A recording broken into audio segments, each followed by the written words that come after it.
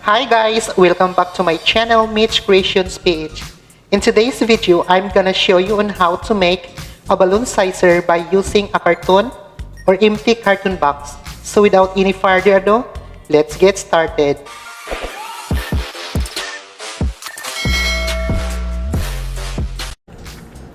So this is our roller. We will measure a 5-inch. 1, 2, 3, 4. Oh wait, 1, 2, 3, 4. So 5 here. So we will locate the center. So this is the center. We'll make a dot here and use a compass.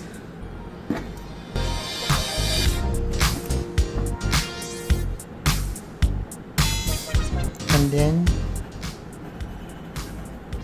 draw a circle using a compass.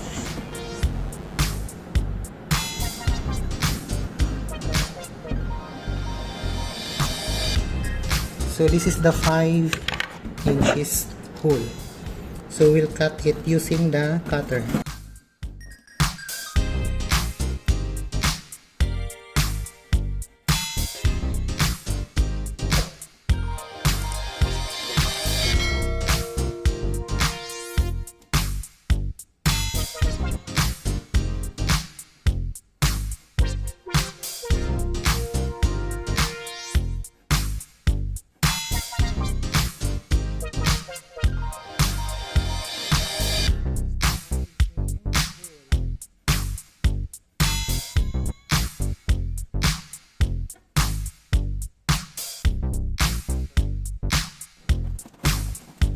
So yun guys, tapos na ako naglagay ng pattern from 3 inches to 10 inches. So ayan guys, ikakating ko na lang sila.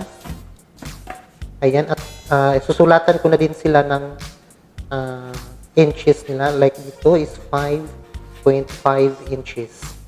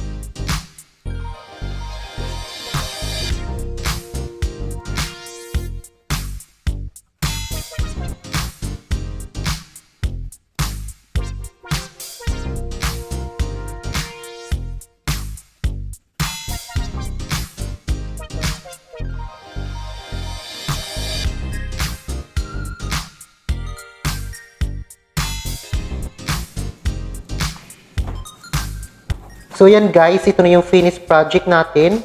Ang ating balloon sizer na gawa sa empty carton box. So mabilis na siyang gawin guys.